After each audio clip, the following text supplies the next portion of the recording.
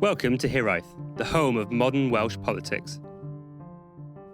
Wales goes to the polls on May the 5th, and whilst we have focused on that a lot in recent weeks, there is arguably a more important election underway in Europe, and one with an outcome that has far wider repercussions across Europe, including Wales. Wales and France have links that go back centuries and are currently still entwined with the likes of Airbus being big employers in the country. France is one of the leaders in Europe, economically and culturally, so the outcome of its election has implications for us all. Joining us tonight to look at the head-to-head between Macron and Le Pen on the 24th of April is Florent, Jarry, a Paris-based but not Parisian Frenchman with extensive knowledge of both countries, including the ever-important knowledge of Cardiff on rugby days. Hello, Florent. Yes, hello. Good afternoon. Good afternoon. And Professor Nick Parsons. Nick Parsons lectured in French for nearly 30 years at Cardiff University, where he taught and researched French politics, specialising in industrial relations and social policy. He retired as a reader in French in 2020. Hello, Nick. Hello. Obviously, we're a podcast that focuses primarily on Wales, so I don't necessarily know how much of a knowledge our listeners have about French politics. So, Nick, could you be able to just establish a little bit about modern France? What is its economic and social outlook in general, politically? I suppose one of the things that's becoming apparent from this election that really confirms trends that were brought to stark light in the last election, really, I suppose, is politically that the traditional parties are just collapsing. And what we've seen in France over the last, the National Front, the predecessor to Marine Le Pen's National Rally, first really broke through in the 1980s. So over the last 4 decades, what we've seen is really a strengthening of that extreme right on French politics, something that is now being seen as well on the left as Jean-Luc Mélenchon's La France Insoumise eclipses both the socialist and communist parties that were really the backbone of the left in France since the post-war period. So those I think, the main trends. I mean, economically, France faces very much the same problems as the UK. I think, globalization has meant a dependence on imported materials. That's been difficult to balance with higher wages, as in all Western economies. So there has been a downward pressure on wages. There's been an attempt to reform labour markets to make them more flexible. And that has been seen by many as detrimental to workers' interests. So these things are actually fairly common across the two countries. The policy responses sometimes differ, particularly in details. But, what we've seen in recent years is a France hit by the 2008 financial crisis, followed by COVID. But the country seems to be recovering quite well from the pandemic. And indeed, one of Macron's major successes, I think, has been on the unemployment front, which is now down to about 7.5%, which is actually, in historical terms in France, in the last 40 years, a very low rate of unemployment. Yeah, well, just on that last point, I'm just over that, so 40 something, and I've never known unemployment in single digits in this country. So it's a 7.5 for me is the stuff of dreams because sort of impossible. I thought. But I concur with a lot of what Nick said there. I've always heard. I mean, for the past 30 years, this sort of repetition that, okay, the politicians really don't listen to the man on the street, and therefore this is why the extremes are growing. And I've always heard that over the past 30, 40 years. And indeed, the extremes have been, mostly on the right, have been sort of creeping up. And I think we're at this stage now where it's difficult to call them extremes in a way. They're actually, Rassemblement National is part of the mainstream in a way, which is scary for some and very enthusing for others, of course. But I think now it's funny. I was reading Macron saying earlier, there's actually three. There's the extreme right, we've got the extreme left, so both 25% roughly, and I'm extreme center with another 25% as well. So that's. I think it's a funny way of saying it, but certainly it's the dual politics have exploded, as I think Nick said very well. Yeah. Why do you think that is? Why have we seen this move to the extremes and the sort of collapse of the traditional parties and the Socialist Party and the Republicans in France? I think it's a very complex question, and I think there are many factors. Demographically, you've seen the decline of traditional working class in France, as in many other countries, and that provided the backbone of left-wing support, particularly of the Communist Party. And when we talk about extremes, it shouldn't be forgotten that for up until the 1970s, 1980s, the dominant party on the French left was not the Socialist Party, but the Communist Party. So those extremes have always existed in France. They've always had a fair strength as well. But the move towards more tertiary employment, etc., certainly hit the left parties quite hard. Immigration, of course, is a thing that's been used by the far right to mobilise the electorate constantly over the last 40 years. And I think that the other thing that's intervened is the fact that up until the 1980s, France had never known a socialist government. Since that time, we've had alternation between left and right governments, neither of which, or none of which, have actually really made much of an inroad into the problems facing France, and particularly, as I said before, unemployment. So I think there's been a loss of confidence in the traditional parties in the political spectrum in France to actually cope with the crises facing the country. And this has led to a lot of disaffection as voters seek other alternatives.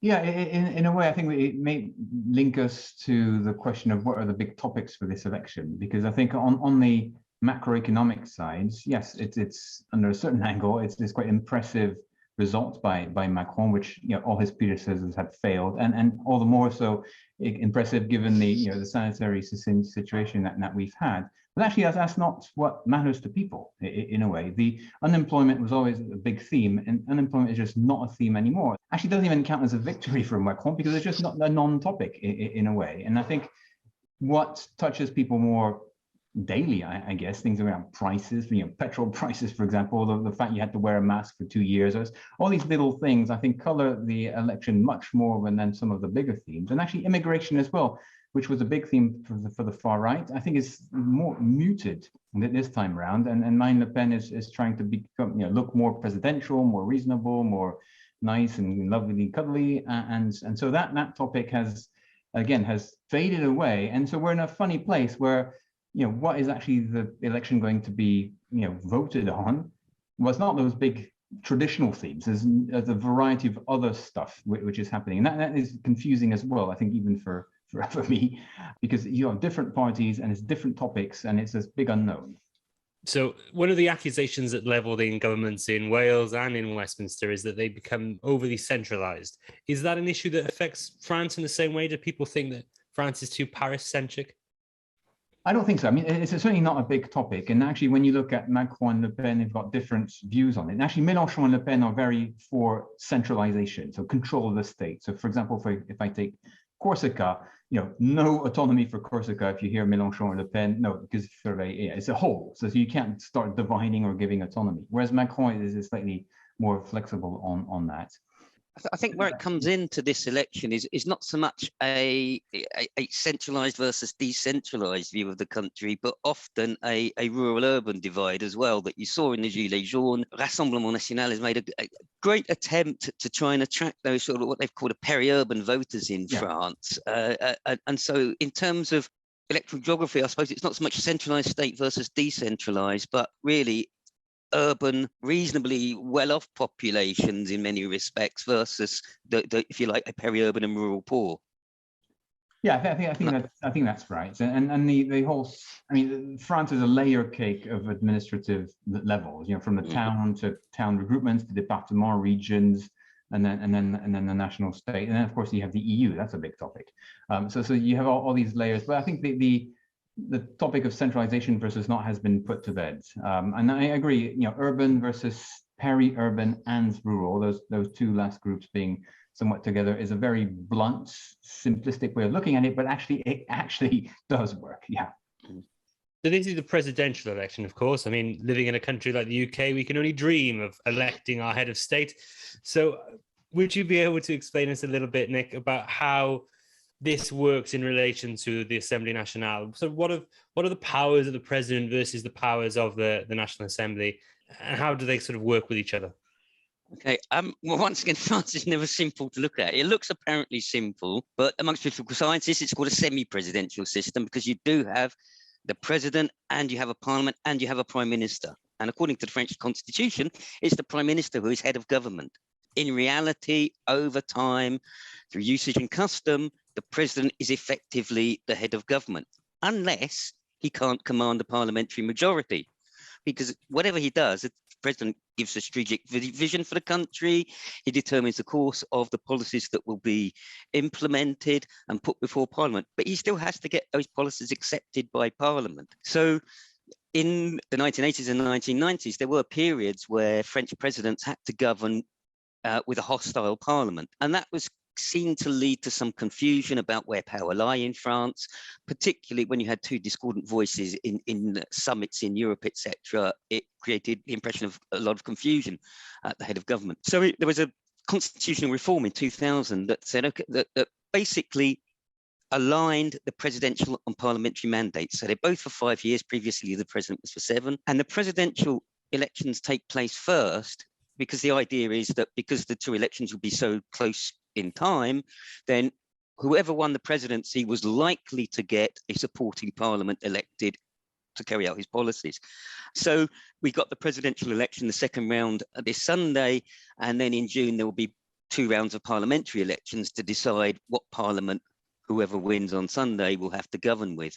So the presidential elections are seen as the key elections, but it doesn't mean that parliamentary elections are not important, because if whoever wins doesn't get a majority in parliament, he's going to have to choose a political adversary to be head of government, effectively. Or she, I should say. Shouldn't preempt the result. Florent, on that point, I mean, there's lots to be said about giving president a supportive parliament, but is there ever a feeling like they should be held to account by perhaps a hostile parliament that may produce better checks and balances? Is that something that people feel like in France when they're casting their vote? Well, the 2 times where it was felt that the constitution was actually applied in a way in terms of how government works was the 2 periods of cohabitation. So you had a president who had to choose a prime minister of a different party because he did not have the majority, and therefore it was actually the prime minister who was governing, and the president had this more regal role and dealt with defense and foreign affairs, and then everything else was the prime minister. And as Nick says,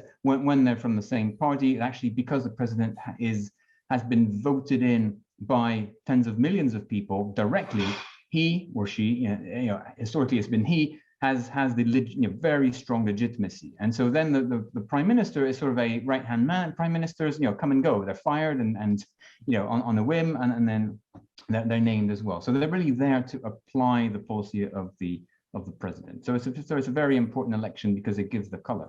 And I think this time around, I think Macron is likely to win. I'm not saying it's not a certainty, but it's likely to win. But there's a big question mark as to who actually wins the what we call legislative elections after that, because that might change a lot of things, indeed. By the way, so MPs are elected on it's a majority. So there's 577 MPs, I believe, and they are each elected in 2 rounds, and the one who gets most votes in that local area gets elected. Marine Le Pen wants to change that to have a proportional representation, because then that would mean that instead, Marine Le Pen has 25%, let's say, of the votes, but actually only a handful of MPs. So you could argue it's a good thing. You could argue it's absolutely not representative. And so proportional would be much more representative. The reason it is not proportional is that because in the Fifth Republic, which is the constitution we have now since '58, it was meant to deliver a stable majority and a majority for who was running the country. Because in the Fourth Republic, so before 1958 and all throughout the 20th century, it was a parliamentary system, and then there was no stability in government. We had, I don't know, like 40 prime ministers in 20 years, and so it was meant to change that. And of course, now it's seen as a sort of the other end of the spectrum in a way. They get too much power, perhaps, and so therefore, where are the checks and balances? If everyone is from the same color, presidential, prime minister, and your House of Parliament as well. I think we've really done a good job there on establishing the background of where we are on modern France and the current political governance setup. So if we look at the election now, which is currently underway, can I ask one of you to just tell us where we are in that kind of whole process, the French kind of approach? We've had a first round of voting. Who's left after that, and then what's ahead? Florent, do you want to pick that up? Yeah, sure. So in France, you can have as many, there's no limit on the number of presidential candidates, but to be a candidate, you need 500 signatures of elected officials who will agree to you being a president. So we had 12, which is usually the number, around 12 candidates every time. And then there's the 2 rounds of voting. After the first round, the top 2 qualify for the second round, and there's 2 weeks in between. So here we're in the stage again, like the last election 5 years ago, where we have Macron, so center, let's put it that, he's trying to be everything for everyone in a way, versus Marine Le Pen, who's seen as being on the far right, so the extreme right there. And so now on Sunday we will elect one of these 2, and so whoever gets more than 50% of the vote gets elected president. And then as a president, he or she will then name a prime minister, who then forms a government. And of course, there will be a first government, because we have an assembly, and then there's elections in June. And so depending on what happens there, either the government remains or the government has to change, because the prime minister won't be able to govern. So it's all, until late June, it's a bit of a question mark as to what will happen to France. Were there any surprises after that first round, or is the Macron-Le Pen head-to-head, which we're now was that widely expected? I think that was widely predicted and very much expected. Part of the surprise, I suppose, is Mélenchon's score. I mean, he increased his score on 2017, and his party is now firmly the party of left-wing opposition to Macron. But otherwise, yeah, I think there's one with very few surprises. I mean, first ballot last time, Macron scored 24%. This time he scored 28, so he's actually increased his score a bit, which did surprise me. But I suspect, the Ukraine effect has helped him a bit there. The only other real surprises for me that I suppose followed a trend that you could see, but it's actually the extent of the collapse of the Socialist Party down to under 2%, when they had, previous to Macron, the incumbent president was from the Socialist Party. In 5 years, that party, to me, it seems like a terminal decline. Yeah, that's a big surprise. Is if you take Républicain and Socialist, that's and the Républicain, under 2 plus 7, plus under 5. I mean, it's crazy.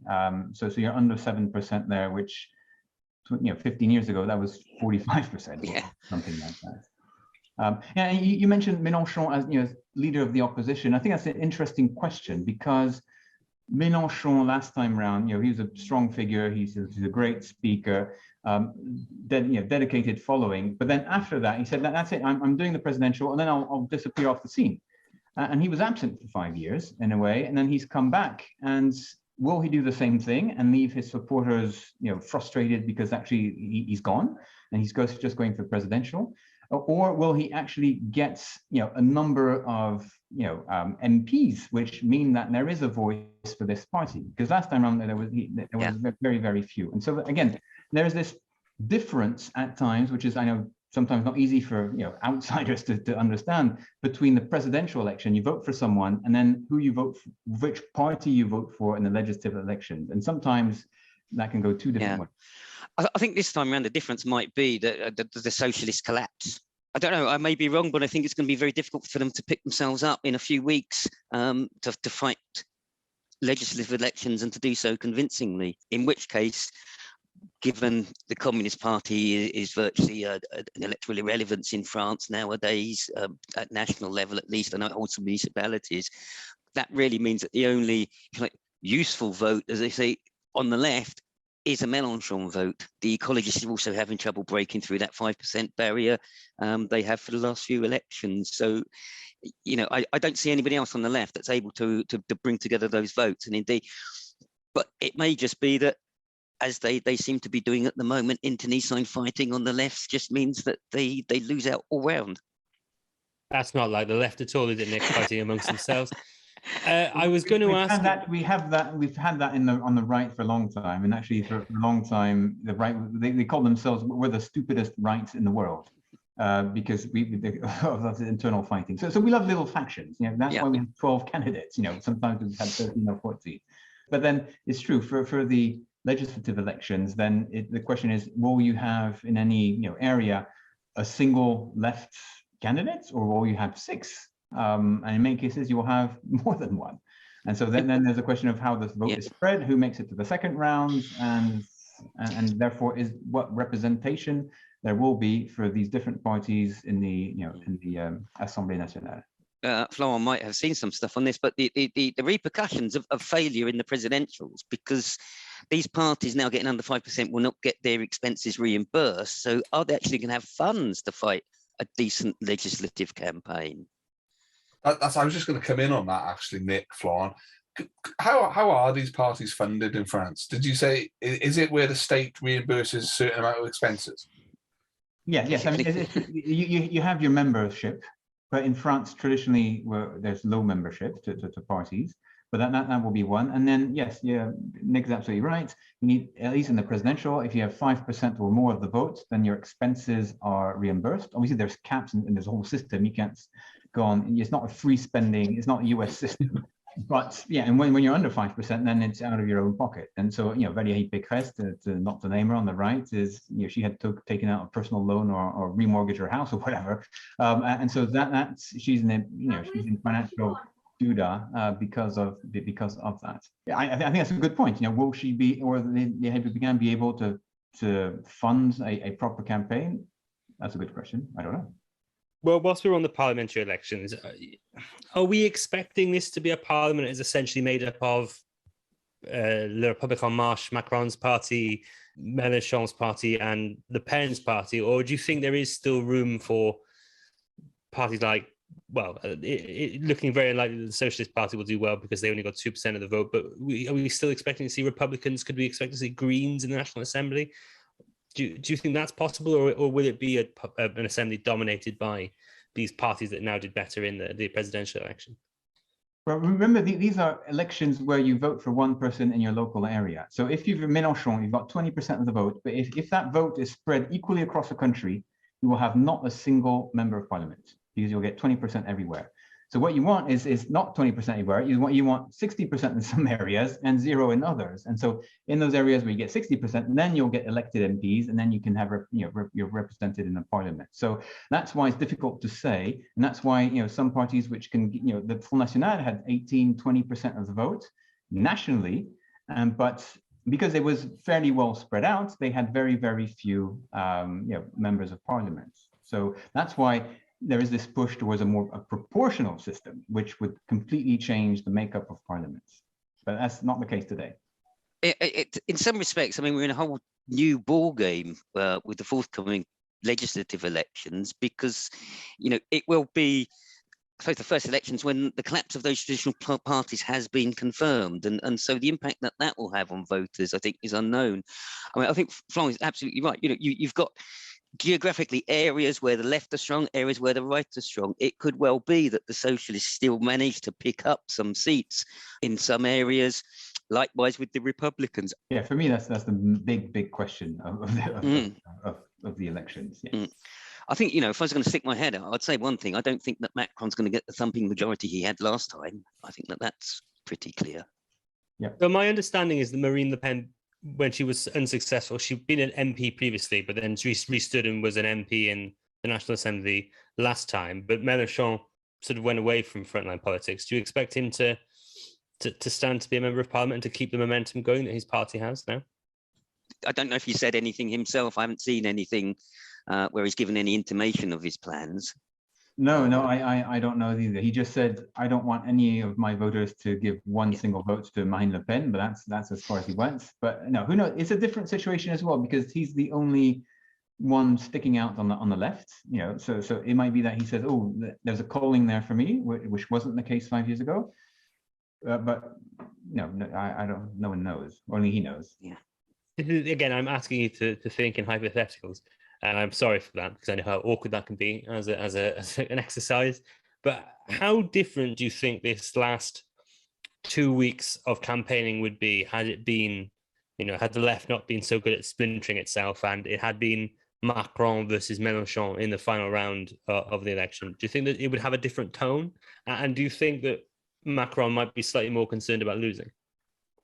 Would it have a very different tone? Well, one thing that's been apparent in the last week is that Le Pen has, in a sense, gone back to her roots to a certain extent now that Zemmour has gone and has spoken more about immigration. On the other hand, Macron has been pushing the foreign policy aspect of this election. And in those terms, Le Pen and Mélenchon are not miles apart when it comes to NATO, when it comes to Europe. So I suppose on that side of the campaign that Macron is going to lead, and that suits him at this stage, I don't think it would be that much different. It would focus upon Europe, building up Europe, a strong Europe for energy independence, for security, etc., etc., etc. Because both of those opponents have more or less asked for withdrawal from NATO to some extent or another, and both of them are anti-European Union at any rate. So I think that would probably set the tone from Macron's point of view. Obviously, well, Mélenchon, the campaign would be, I think, fairly similar to a Le Pen one, focusing on cost of living issues, getting rid of the anti-immigration part. But on that, Florent, on the cost of living stuff, obviously Marine Le Pen has got this over 20% of the vote. Obviously, that wouldn't split any particular way if she wasn't in the final round. But do you think that the cost of living argument may see some of her voters vote for Mélenchon because of the economics? Do you think the economics would force them that way, even if they may not agree socially with Jean-Luc Mélenchon? We're still in this hypothetical Mélenchon-Le Pen, Mélenchon-Macron scenario. I don't know. She's trying to go more social and say stuff which is, I guess, not really traditional from the national rally, and trying to go and get those voters. Would they have themselves gone to Mélenchon? I think it's a difficult one to say. Yeah, I agree with Nick. There are some similarities, of course. We look at foreign policy, for example. We look at central state versus devolution of some areas. Yes, but those are not huge topics, perhaps. Today Macron is trying to open up to the left to make sure that those who vote on the left will vote for him as opposed to not. So I think that's a major topic we might discuss later. But I think that's a major one for the presidential election. But if he was facing Mélenchon, would he go slightly to the right to get the Le Pen voters? I don't know. That's a big.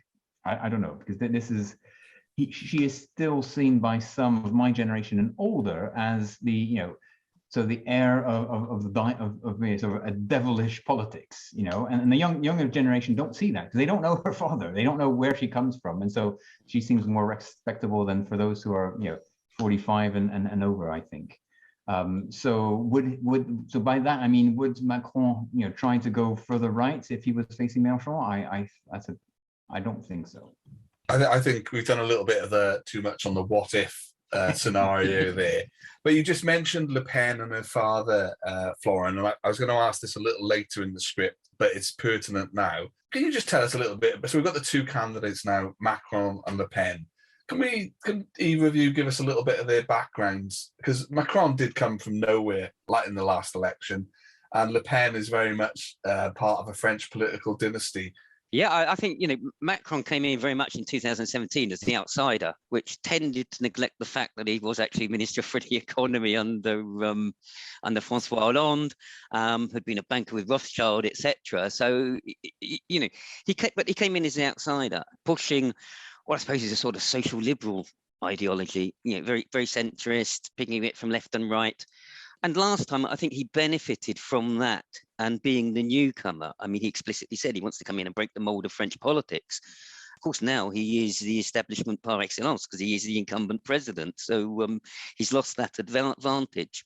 Le Pen, Marine Le Pen, the daughter of Jean-Marie Le Pen, she's been brought up in the Front National ethos and indeed took over the party from her father. And at that point, really sought to make it a genuinely electable machine.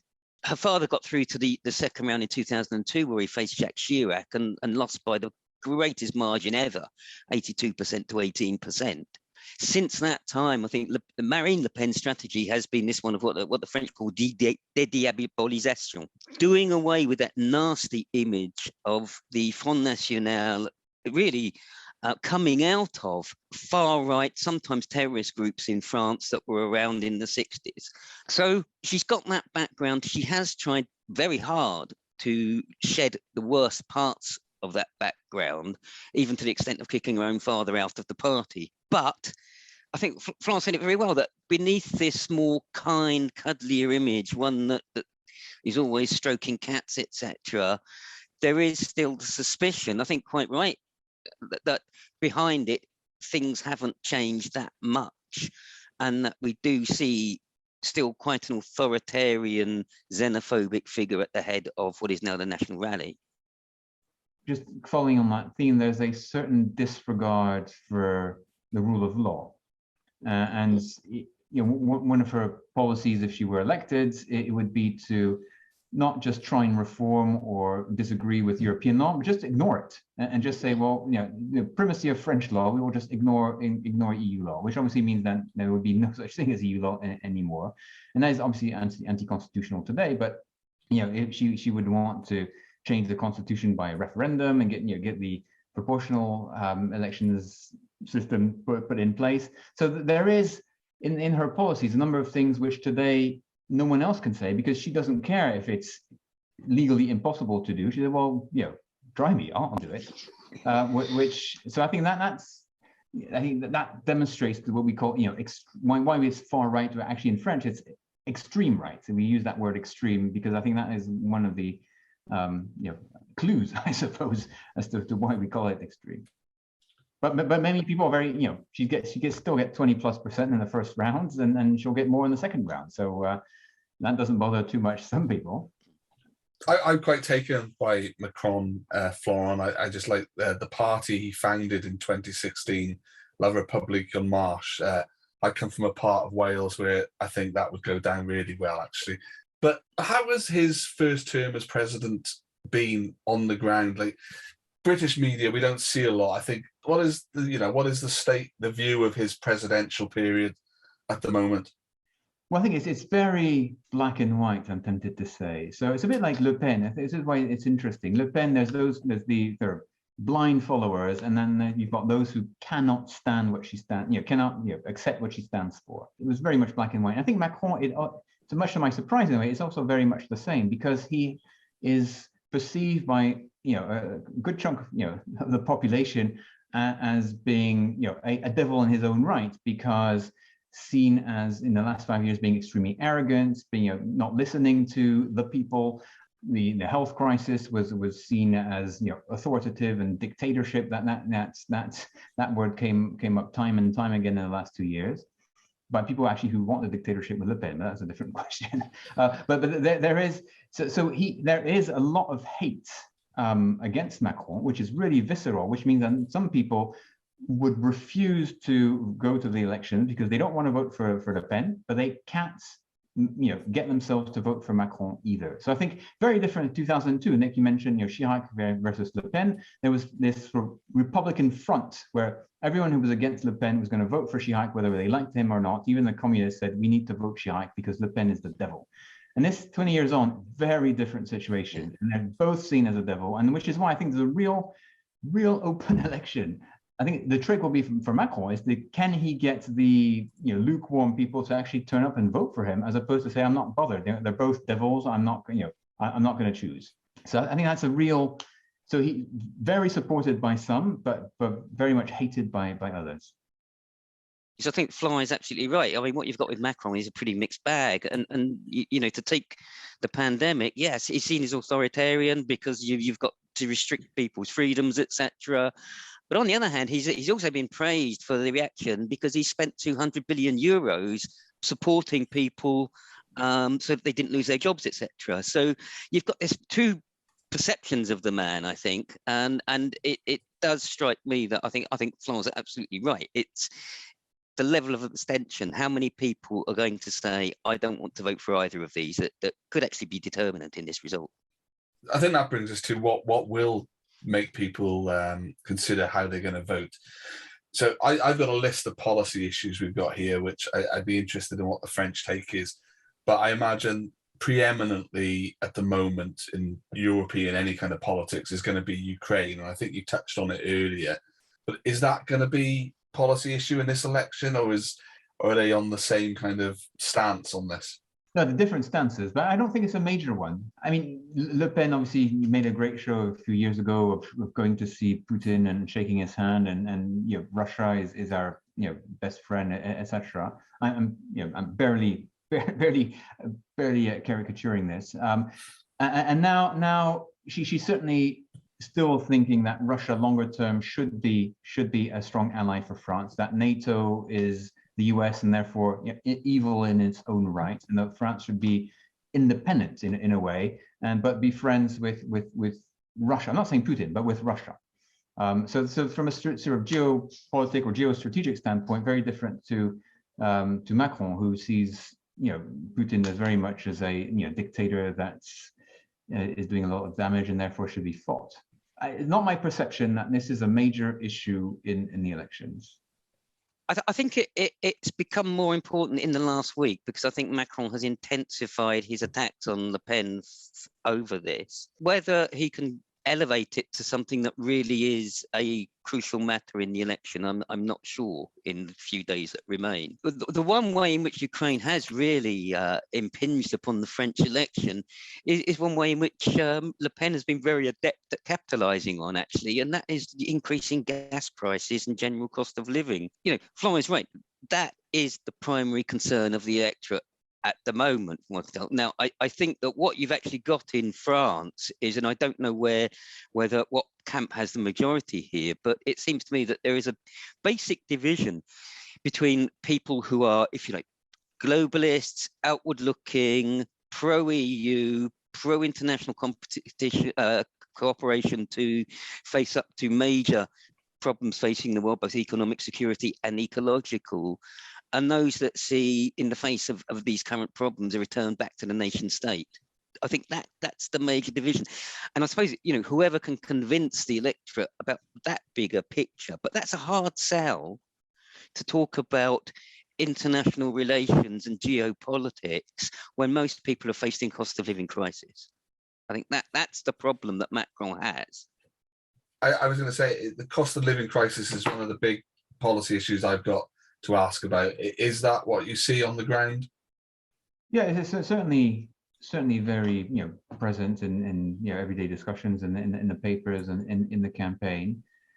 And this is one where there's a lot of recrimination against Macron, and I think, to a certain extent, and I guess that's his difficulty. This sort of hides everything else or all the positives in a way. Which is, yes, but I can see that my bread has gone up by 10 cents. The baguettes, and I can see that the petrol is now over €2 a liter, and etc. And so I think that those regardless of whether it's Macron's responsibility, fault or not, or whether he actually was responsible for this, I think is a moot point. Is what are we going to do about this? And so some of the so both candidates have policies to increase pensions. And funny enough, Macron higher than Le Pen, by the way, to increase teacher salaries, nurse and salaries, reduce the price of petrol and gas through public funding, etc. So there's sort of similar principle on both candidates to say we need to do something about this, and this is actually about spending more public money. So I think both are about that. Yes. This is a bit of a weakness for Macron as well, because Kerry, you mentioned the Gilets jaunes. I mean, at the heart of their campaigns and protests was, of course, cost of living issues. And one of the things that's thrown at Macron is he's done nothing about it. Indeed, it's got worse. He's got problems there. So, at the end of the day, I think it's the policy issues are important. But I think there are a few other things that are important as well. One is, I think we referred to it earlier, the reticence of some, and particularly those that have still got memories of the war. They're dying out now, but the reticence of some to vote for a far-right candidate could be telling as well. It does sound like the policy aren't often some of the main drivers in this, but I did pick up in the UK media this week that Macron has promised that France will be the first country to phase out fossil fuels. So is that a big issue? And do either the two candidates differ in views on climate change and how to address it? There is commonality of views on nuclear. I think both say we will build more nuclear plants. And this is very new, because remember 5 years ago, François Hollande was all about, I'm shutting down nuclear. And he actually shut down one plant. And now, French public opinion was kind of saying, all right, okay, yeah, whatever. But now I think there is very different circumstances. So I think they agree broadly on that. However, climate change, no, Le Pen I can't say she's a skeptic, but certainly she said we don't. Well, I'm not accepting any engagements or objectives by anyone else than France, and we will set our own objectives every year, and we might change them every year, as opposed to this is of national urgency, and it's something we need to plan ahead for. And so, for example, she's against wind farms, and actually she wants to dismantle existing wind farms. She's against solar, and so no further investment in solar. So that begs the question as to, well, okay, nuclear can't solve everything, so what else? So they're very much loggerheads there on part of this topic. Yeah, I think this is a topic I'm surprised actually that Macron hasn't capitalised on more. Perhaps he will, because Le Pen recently saying about dismantling wind farms, that was very recent, wasn't it? Because but don't forget that wind farms are a local thing, so they're many people see them as an eyesore, and so it's it's an easy one to say, oh, I'm going to dismantle them. Oh, thank God, because that's an eyesore, as opposed to the broader view. It's like things costing more, and so therefore there's this question of purchasing power. But when you're not in government, it's much easier to say, oh, I'm going to promise also, I'm going to change this, and it's going to be much better with me. When you're in government, you're in a difficult place, because you've been what was the term? On your watch, this is happening, as opposed to, well, this is not my watch, so it's nothing to do with me, I will solve this. So sorry, I cut you across. Yeah, no, I think that Macron obviously takes the threat of climate change far more seriously than Le Pen. He's proposed that the Prime Minister will have a direct responsibility for what he calls ecological planning. So the state will get heartily involved if Macron says or does what he says he's going to do. And I think it is a button for him to push, because a lot of the French electorate are concerned about the climate. They are concerned about ecological affairs, and there were demonstrations in France recently that highlighted this tool. And yet it's strangely absent really from this election, given that. And so it does seem to me that it could be, for Macron, a theme that could be highly beneficial electorally. On the other hand, the criticism that he faces is, you've been in power for 5 years and you haven't done anything about this, so why should we believe you're going to do anything now? So, all of these things are double-edged swords. Yeah, and I think that's untrue, because new wind farms that on sea, etc. There's been lots of investment, but it's true. I think one thing that is interesting, I think, in the last 5 years is that the return of the big states, as the Americans would say, and the acceptance of the French public of a big spending state. And I think years ago, there was left versus right, was big spend versus no, reduced tax, reduced spend, reduced number of civil servants, etc. And now I think COVID changed a lot of that. And actually Macron, although he can be very right-wing on some topics, or liberal as some would say, or ultra-liberal as others would say, actually there's lots of public spending and has actually shot through the roof, and everyone's kind of happy with that. No one's saying, oh, we should rein this in, and debt levels, the Maastricht conditions, 3% of deficit and 60% of debt, etc. Those are long forgotten. They're not an issue anymore when they used to be, 15 years ago. So looking forward now to Sunday, you've both spoken a little bit about voter apathy. What do you expect the turnout to be, and do you think that will be in keeping with traditional turnout in the second round of the presidential election, or do you think it will be significantly lower? It's always a question like this. I'm tempted to say never make predictions about the future. But, You're not going to like this set of questions. No, I think it will be a narrow Macron victory. To be honest, I always expected that around about the 53-54%. I may be wrong on that. There may be a surge towards Macron or towards Le Pen at the end, but you always felt, even from the very beginning of the campaign, the antipathy towards Macron would make this a tighter run than it was in 2017, and a much tighter run, not just a few percentage points off, but and I think it will pan out that way. In terms of raw turnout, though, Nick, in terms of what? The record was 2002, I think it was about 28% of abstentions. I don't think it will reach that high, because I think that voters are aware that there are some major things at stake here. But given that, it's the same two candidates as 2017, given that the trend towards rising abstention in France is again decades long. I would think it would be about one in four voters staying at home.